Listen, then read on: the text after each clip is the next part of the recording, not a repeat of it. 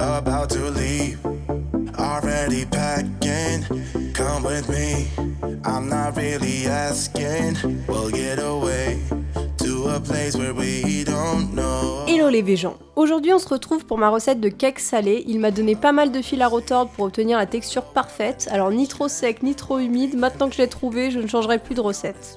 J'en profite aussi pour vous parler de 2 livres parfaits lorsque l'on démarre dans le véganisme et qu'on ne sait pas vers quel ouvrage se tourner. Donc le livre Passionnément vegan de Alice Gretham et Julie Bienvenot aux éditions Solar, qui regroupe 150 recettes faciles et idéales pour le quotidien.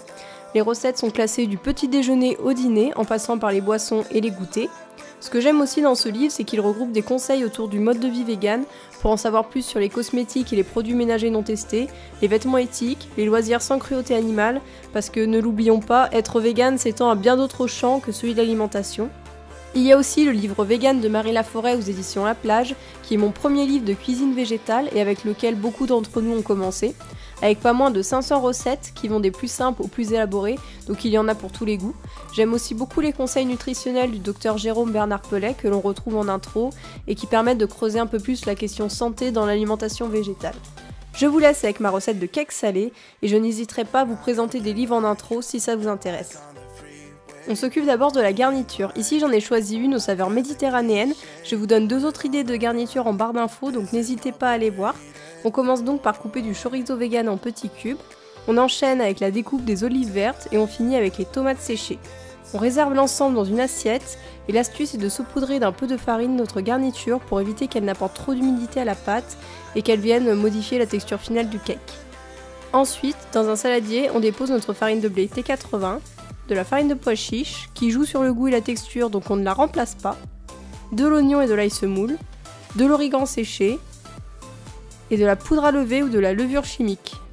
On mélange bien les ingrédients secs.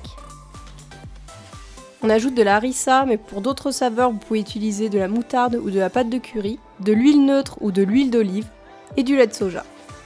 On fouette l'ensemble petit à petit et on ajoute la garniture en mélangeant à l'aide d'une cuillère cette fois-ci. On verse notre appareil dans un moule à cake chemisé, le mien mesure 22 cm, et on enfonce dans un four préchauffé à 180 degrés pendant 35 minutes.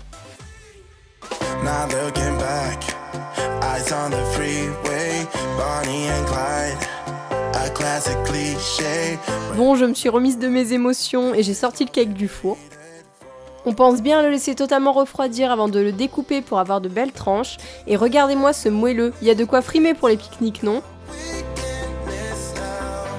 J'ai hâte d'avoir vos retours sur cette recette, pensez à vous abonner et je vous dis à bientôt pour de nouvelles aventures véganes.